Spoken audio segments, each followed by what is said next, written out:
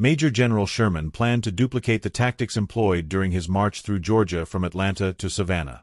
He will split his 60,000-man force into two wings marching in different directions, threatening different cities.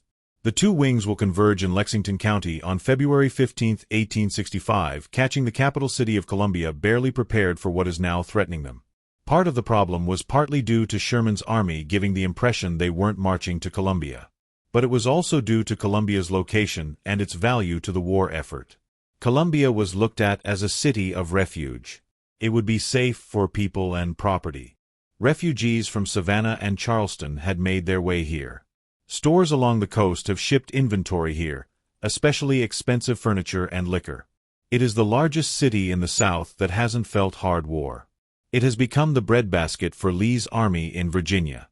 It has become even more important to the Confederate cause. Sherman had split his army so it wouldn't be obvious that he is going to Columbia, making for an easier march. One wing appeared headed for Augusta while the other most likely would go to Charleston or Branchville. As the population sees that Sherman isn't turning around, more and more become concerned. A timeline will help put things into perspective. On February 1st, the Carolinas campaign begins from the Jasper County area in South Carolina.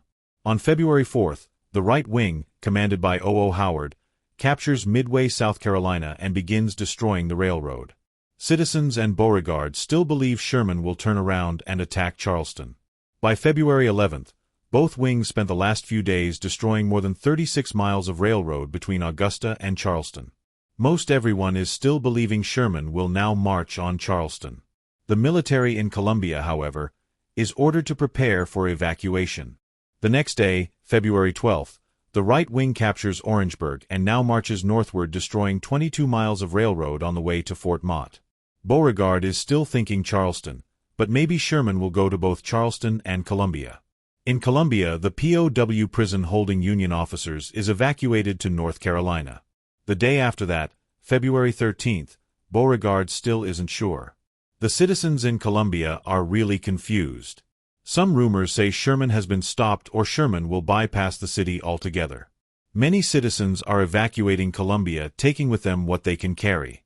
The following day, February 14th, the right wing spends the night at Sandy Run, just a dozen miles south of the city. Panic is setting in. One Columbia citizen says the train stations are stuffed to suffocation. It's estimated $1 million in personal property will be left behind at the Charlotte station.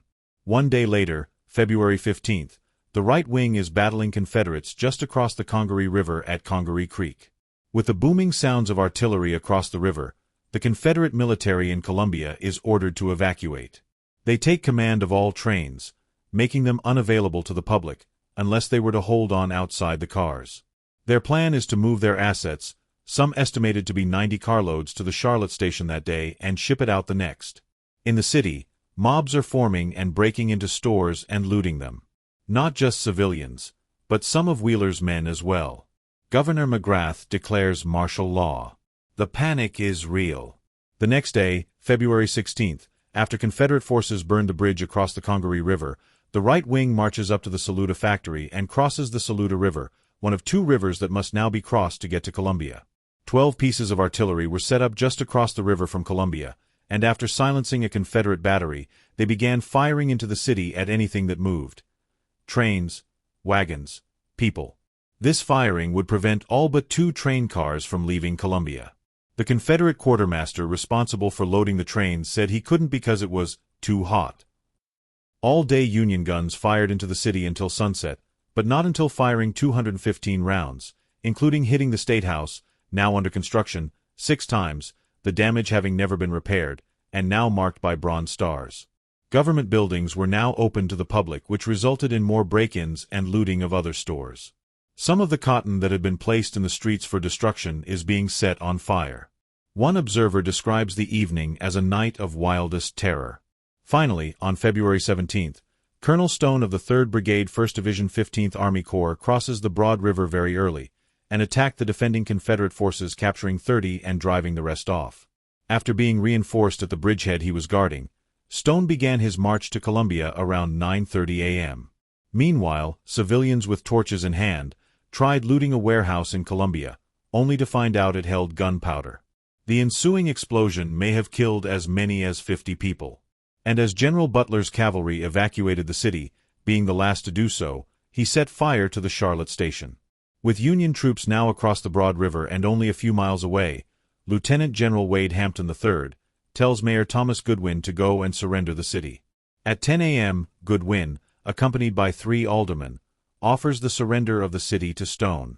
With 2 of his staff, Stone joins Goodwin in his carriage and together ride back to Columbia. A monument on River Drive marks the spot of the surrender.